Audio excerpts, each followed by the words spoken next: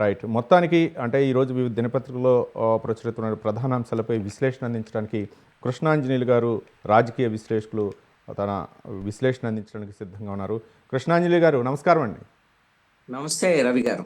కృష్ణాంజనేయులు గారు, అంటే ఆంధ్రప్రదేశ్ విషయానికి వస్తే పవన్ కళ్యాణ్ కార్యకర్తలకు కొంచెం అంటే దిశానిర్దేశం చేశారు. కొన్ని ఈ మధ్య కాలంలో వస్తున్నటువంటి కథనాలపై అంటే సొంతగా పవన్ కళ్యాణ్ సీఎం అవ్వాలి, లేకపోతేనేమో ఒక పక్క టీడీపీలోనేమో లోకేష్ ఉప ముఖ్యమంత్రి అవ్వాలి, లేకపోతే కాబోయే సీఎం అంటూ కొన్ని కొన్ని కథనాలు అయితే వస్తున్నాయి. అవి పార్టీ కార్యకర్తల సొంత అభిప్రాయం అవ్వచ్చు, లేకపోతే ఏ విధంగా ఒక వ్యూహాత్మకంగా చేస్తున్నారో తెలియదులే. కానీ వాటిపై అయితే మాత్రం పవన్ కళ్యాణ్ జనసేన పార్టీ కార్యకర్తలకి డిప్యూటీ సీఎం కొంచెం దిశానిర్దేశం చేశారు. ఇలాంటి సొంత అభిప్రాయాలని పార్టీ వేదికలపై రుద్దటం కానీ అట్లాంటివి చేయొద్దు, కొంచెం నిబంధనలకు కట్టుబడి ఉండాల్సినటువంటి అవసరం ఉందని చెప్పేసి క్యాడర్ జనసేన పార్టీ క్యాడర్కి అయితే మాత్రం కొంచెం సూచనలు చేసినట్లు తెలుస్తుంది. ఏ విధంగా చూడొచ్చు అంటారు?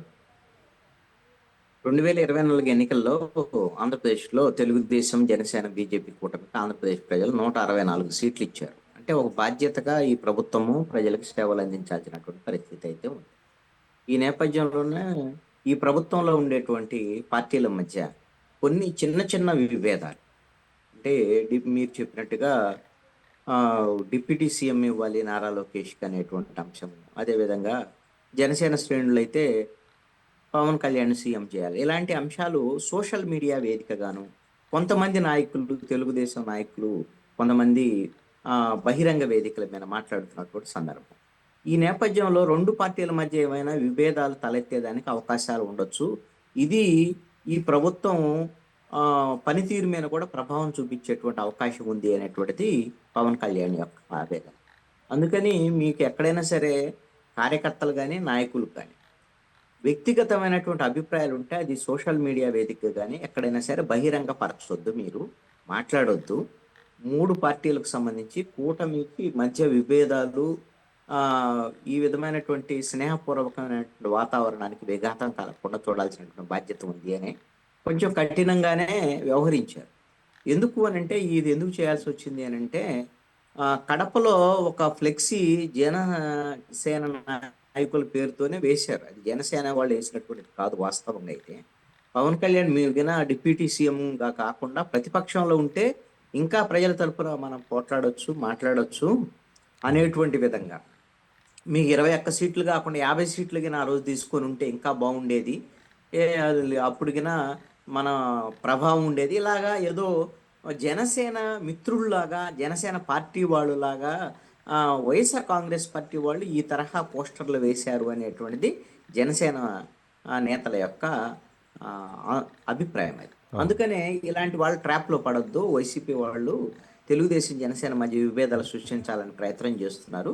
కాబట్టి జనసేన శ్రేణులు, నాయకులు అందరూ కూడా అప్రమత్తంగా ఉండాలి అనేటువంటి దాని మీద హెచ్చరిక చేశారు. పవన్ కళ్యాణ్ ఇంకొక క్లారిటీ కూడా ఇచ్చారు. భవిష్యత్తు రాజకీయ కార్యాచరణకు సంబంధించినటువంటి విషయంలో జనసేన ఆవిర్భావ సభ ఉంది మార్చి 14వ తేదీన. ఆ రోజున పార్టీకి సంబంధించినటువంటి ప్రణాళికలు ఏంటి, ఎలా అభివృద్ధి చెందాలి ఏంటి అనేటువంటి దాని మీద మనం భవిష్యత్ ప్రణాళికలు రూపొందించుకుందాం, ఎలాంటి వాళ్ళ ట్రాప్లో పడొద్దు అనేది ఆయన హెచ్చరిక.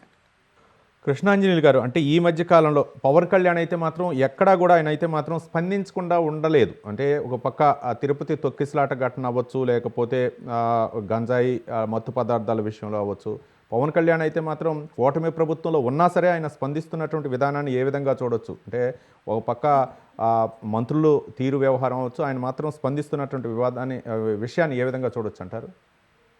ఇక్కడ ఒక అంశం అండి, పవన్ కళ్యాణ్ అంటే ఆయన ప్రశ్నించడానికే జనసేన పార్టీని ఆయన స్థాపించినటువంటి పరిస్థితి. గతంలో ఆయన అధికారంలో లేరు, ప్రతిపక్షంలో ఉన్నారు. ఇప్పుడు అధికారంలో ఉన్నా కూడా ఆయన బాధ్యతగానే వ్యవహరిస్తున్నారు. తమ ప్రభుత్వం అయినప్పటికీ కూడా ప్రజల తరపున. ఇప్పుడు హోంశాఖ సరిగ్గా పనిచేయటం లేదు అనేటువంటి అంశాన్ని చర్చకి ఎందుకు పెట్టారు ఆయన?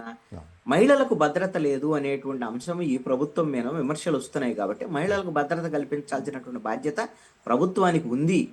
లేదు అని అంటే మీరు హోంశాఖ విఫలమైందని ప్రజలు భావించేదానికి అవకాశం ఉండేది. ఇది కూటమి ప్రభుత్వమైన ప్రభావం పడేదానికి అవకాశం. ఇది బయట వాళ్ళు విమర్శించే కన్నా అంతర్గతంగా మనం మాట్లాడుకోవటం మంచిది అనేది ఆయన మాట్లాడే అంశం. తిరుపతి సంబంధించి తొక్కిసలాట్లో 6 చనిపోయి సంబంధించినటువంటి అంశం కూడా అక్కడ అధికారుల వైఫల్యము, అధికారుల మధ్య సమన్వయ లోపము, ఇదంతా కూడా తిరుపతికి సంబంధించి అసలు తిరుపతి చరిత్రలోనే ఇలాంటి ఘటన ఎప్పుడు గతంలో జరిగి ఉండలేదు. అవును. ఇది ఖచ్చితంగా ప్రభుత్వం మీద ప్రభావం చూపించేటువంటి అంశం, ప్రతికూలమైన ప్రభావం. కాబట్టి ఆ అంశం మీద కూడా ఆయన కొంచెం కఠినంగానే మాట్లాడినటువంటి పరిస్థితి. అలాగని ప్రభుత్వం మీద వ్యతిరేకత ఉంది అని అనుకోవటం కాదు కదా. ఆయన ప్రభుత్వంలో భాగస్వామి, డిప్యూటీ సీఎం అవును. అయినప్పటికీ కూడా ఒక బాధ్యతగా ప్రజల తరపున ప్రభుత్వ వైఫల్యాల మీద తామే ఆ వైఫల్యాన్ని ఎత్తి చూపుతూ వాటిని సరిచేసేటువంటి ప్రయత్నం ఒక బాధ్యతాయుతంగా పవన్ కళ్యాణ్ చేస్తున్నారని అనుకోవచ్చు. రైట్. ఇది ఒక మంచి పరిణామం. అవునవును. అంటే ప్రతిపక్షాలకు తావు ఇవ్వకుండా, వాళ్ళకి అవకాశం ఇవ్వకుండా పవన్ కళ్యాణ్ ముందుగా అలర్ట్ అయ్యి ఈ విధంగా చేస్తే, ముఖ్యంగా టీటీడీ ఈఓ అవ్వచ్చు, లేకపోతే టీటీడీ చైర్మన్ అవ్వచ్చు, క్షమాపణ చెప్తే వచ్చేది అంటే పోయేది ఏమి ఉండదు కదా. ముందుగానే ఇలాంటి పరిణామాలను ఏ విధంగా చూడొచ్చు అంటారు? ఇప్పుడు క్షమాపణలు చెప్తారు. 6 చనిపోయిన తర్వాత, అంత ఘటన జరిగిన తర్వాత పవన్ కళ్యాణ్ లాంటి వారే క్షమాపణ చెప్పారు. జరిగినటువంటి ఈ ఘటనకి మా ప్రభుత్వం తరపున మేము క్షమాపణ చెప్తున్నాం. దానికి బాధ్యత తీసుకోవాల్సినటువంటి వాళ్ళు ఎవరు? టీటీడీ పాలక మండలి కదా. చైర్మన్ కానివ్వండి, ఈవో కానివ్వండి, వాళ్ళు బాధ్యతారహితంగా వ్యవహరించడం, వాళ్ళని ఆయన క్షమాపణ చెప్పమని కోరటం అనేటువంటిది మంచి పరిణామం. ఇక్కడ ఒకటి ఏమిటి అంటే, ప్రతిపక్షాలు విమర్శలు చేసేదంటే వాళ్ళు సెలవుల పలవలు చేసి ఉన్నదాన్ని లేని దాన్ని ప్రభుత్వం మీద విమర్శలు చేసేటువంటి ప్రయత్నం చేస్తారు ప్రతిపక్షాల వైపు నుంచి. అయితే ప్రభుత్వంలో ఉండి ఈ విధమైనటువంటి విమర్శలు చేయటం వల్ల ప్రతిపక్షాలకు అవకాశం ఇచ్చినట్టు ఉంటది కదా అని కొంతమంది తెలుగుదేశం వాళ్ళు బాధపడి ఉండొచ్చాం. వాస్తవంగా అయితే ఇలాంటి సమస్యల్ని మొగలోనే తుంచివేస్తే, వీటిని ఈ సమస్యలను అధిగమించగలిగితే భవిష్యత్తులో ప్రభుత్వం మీద వ్యతిరేకత రాకుండా ఉంటది. అది పవన్ కళ్యాణ్ యొక్క ఉద్దేశం. అందుకనే తప్ప ఆయన ప్రభుత్వాన్ని కించపరచాలనో, ప్రభుత్వాన్ని చెడ్డ పేరు తీసుకురావాలనో, ప్రజల్లో వ్యతిరేకత తీసుకురావాలన్న ఆయన ఆలోచన అయితే మాత్రం ఎట్టి పరిస్థితిలో కాదని మనం భావించాలి.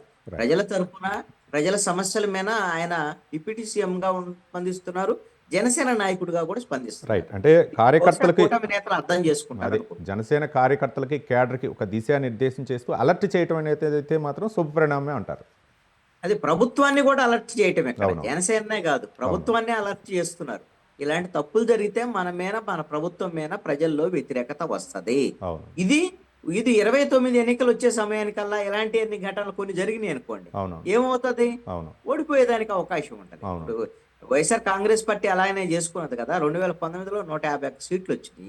ఇక మాకేముంది, ఎదురేం లేదని ఇష్టారాజ్యంగా వ్యవహరించడం వల్ల వాళ్ళు 175 కావాలనుకుంటే 151లో ఆ మధ్యలో 5/11 మిగిలినటువంటి పరిస్థితి. కాబట్టి అలాంటి తప్పులు జరగకుండా ఉండాలనేది పవన్ కళ్యాణ్ యొక్క ఉద్దేశం.